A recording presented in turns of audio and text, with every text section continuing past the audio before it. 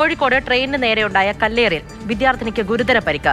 താടിയെല്ല് പൊട്ടിയ പുറമേരി സ്വദേശി ഐശ്വര്യ രാമകൃഷ്ണൻ സ്വകാര്യ ആശുപത്രിയിൽ ചികിത്സയിലാണ്.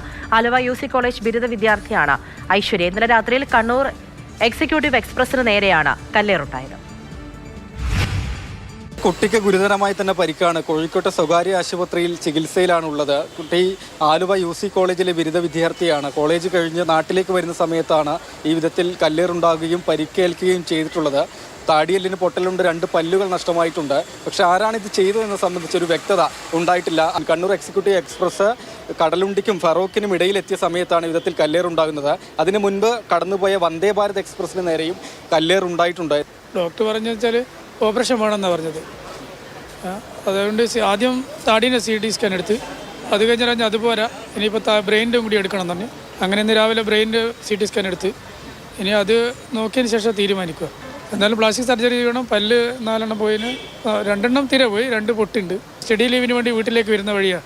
ഇനി വേറൊരാൾക്ക് ഈ അനുഭവം ഉണ്ടായിരുന്നു. അതിനോട് ഇതിനൊക്കെ ശക്തമായ അന്വേഷണവും ഒരു പ്രതികളെ പിടിക്കാൻ വേണ്ടി ഒരു താല്പര്യം ഉണ്ടാകുന്നു. ആദ്യം ബീച്ചിൽ കൊണ്ടുപോയിരുന്നു.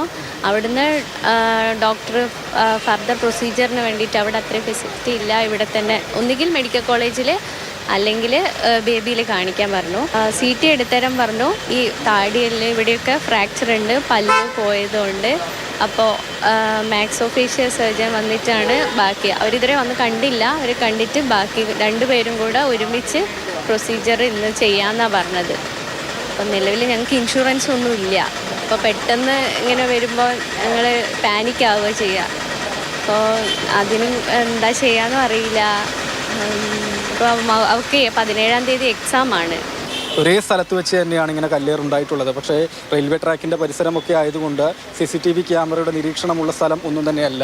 വന്ദേ ഭാരത് എക്സ്പ്രസിന് നേരെയുണ്ടായ കല്ലേറിൽ RPFും അതുപോലെ തന്നെ ഈ വിധത്തിൽ പെൺകുട്ടിക്ക് ഗുരുതരമായി പരിക്കേറ്റ ഈ സംഭവത്തിൽ കേരള റെയിൽവേ പോലീസും കേസെടുത്ത് അന്വേഷണം നടത്തി വരികയാണ്. ആരാണ് ചെയ്തതെന്ന് സംബന്ധിച്ച് യാതൊരു സൂചനയൊന്നും തന്നെ കിട്ടിയിട്ടില്ല.